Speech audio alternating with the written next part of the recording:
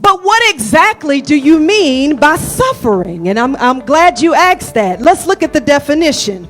To suffer means to submit or be forced to endure. Suffer, to tolerate something painful or trying. It implies the power to sustain without flinching or breaking. To suffer, forced to endure. Now, having this understanding of what Paul is talking about here as it relates to suffering, it lets me know that the scripture is not talking about the things that I cause. I know someone is saying, thank you for clearing that up, because I really didn't want to hear from you today about how I was suffering because of the mistakes that I've made. Don't worry, that's for another sermon at another time. But today we are talking about the things that we are forced to endure. Losses of all ages, sickness and pain, hatred and strife, pandemics and racism. Can you say suffering? Okay, so I understand that sufferings are a part of my life. I understand which sufferings we're referring to today. But when I read the sufferings of this present time are not worthy to be compared with the glory which shall be revealed in us, I still seem to have just a couple of questions. Have you ever read the word and you still had just a couple of questions? If God, we have to suffer, is there an option to add SAS? Is there an option to add a suffering alert system?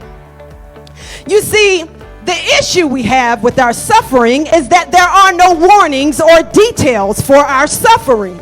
It would seem to me that if we are going to be suffering, God would want us to be prepared so that there is some sort of alert system similar to that we can use for our suffering. Now, they're not always accurate, but the National Weather Service alert, it lets us know what we need to do in order to prepare for the storm.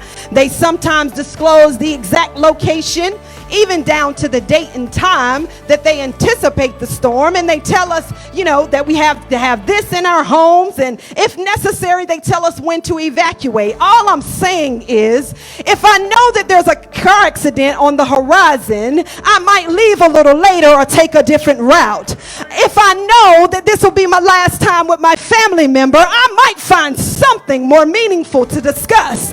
If I had some sort of notification that let me know he didn't mean me any good in the first place, then I could have saved some of that energy. Can a sister get a suffering alert system? But do you want to know what the reality really is?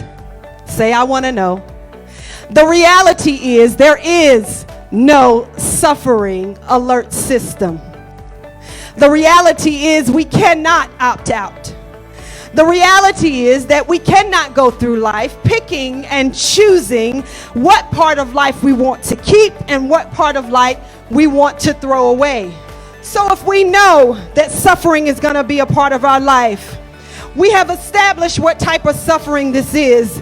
There's no alert system. We can't opt out. What are we supposed to do when it seems like our odds are stacked against us? When it seems like every time we look around, all we see is suffering? What are we supposed to do when we're constantly being forced to endure? I don't want to see another video. I don't want to hear another statistic. What are we supposed to do? Our answer is in the word. Paul is writing to the church in Rome. He says, I hear you.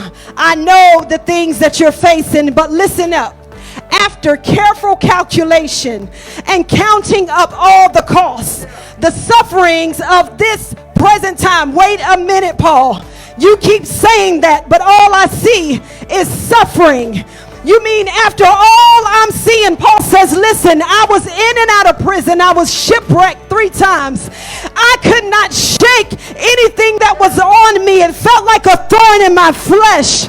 All of my friends walked away from me. I've been stoned before, and I'm still saying to you that the sufferings of this present time are not worthy to be compared. So he says the trouble that you're facing, the sickness that you're facing, the heartaches, the turmoil, the disappointment, the economic pressure that you are facing right now, whatever you are personally experiencing right now, he says, regardless of what it is, it still does not compare to what I have for you. But Paul, I just looked at the news this morning, and the news says that the numbers are continuing to rise. People are still losing their job. Businesses are shutting down. Families are still being broken. The nation seems divided. So I hear you. It does not compare, but how am I supposed to focus when there's suffering all around? So rather than spending time in the suffering, I want you to focus on